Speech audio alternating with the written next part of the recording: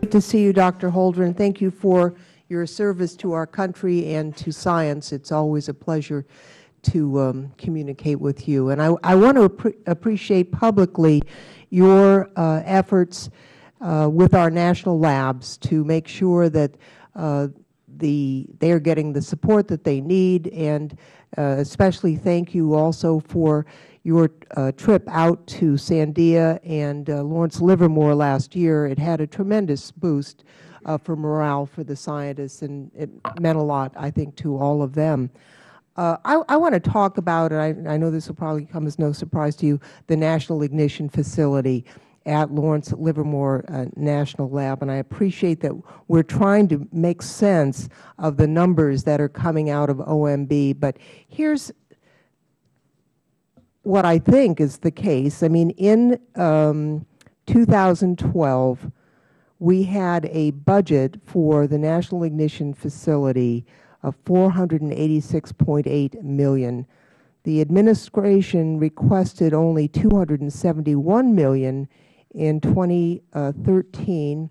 As you know, we added $32 million in a bipartisan effort here in the House, but because we did not get the appropriations bill to the finish line, that in the end was not provided to the National Ignition Facility. I realize that there are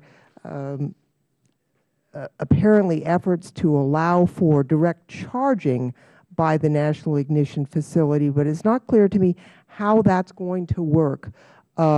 We spent $5 billion building the best tool in the world for this. As you know, the National Research Council just finished a 2-year study on the inertial confinement fusion effort and determined that it is a national research priority and that the NIF is a critical research tool. So here's my question.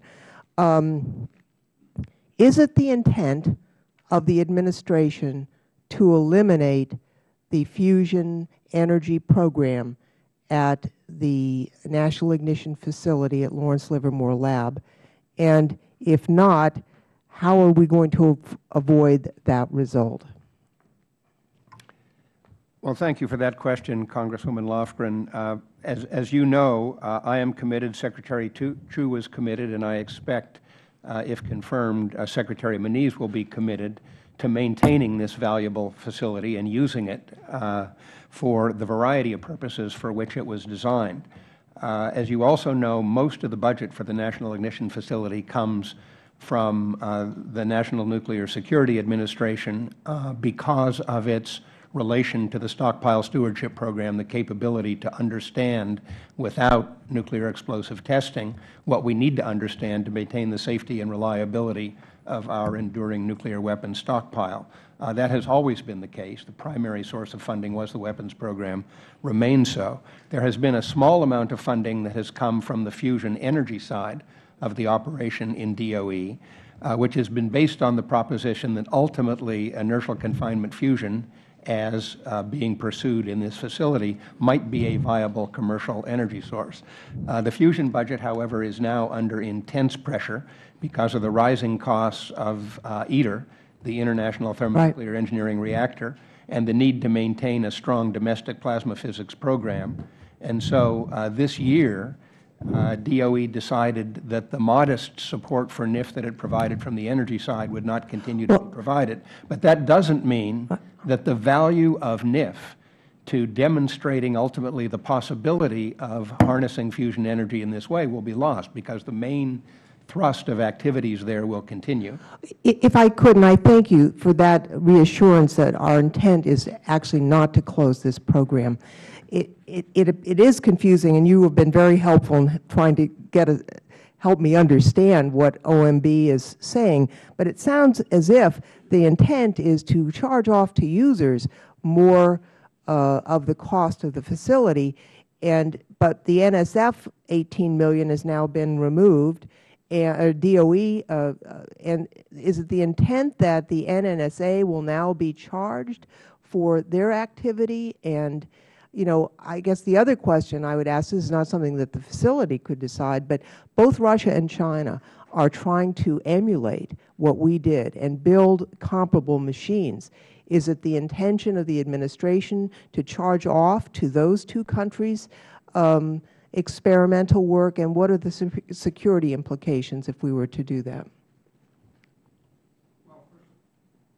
First of all, Congresswoman, I believe that NIF remains the preeminent facility in the world, and that nothing Russia or China has done up until now really comes close to its capabilities. I think the United States will remain in the lead in this domain, even though Russia and China are barking at our heels, as it were. But we intend to maintain our position of strength in the field. As far as the details of who is being charged for what, I have to tell you, we got the congressional justification from OMB at the same time you did. Right. We're still trying to understand the intricacies of what is reflected there in terms of what the numbers add up to. But I can tell you about our intention. Our intention is to maintain this as a viable world-leading facility with important applications both for our weapons program and potentially to the future of fusion energy. I thank you very much, Dr. Holdren, and look forward to continuing to work with you, and again, appreciate your tremendous effort here.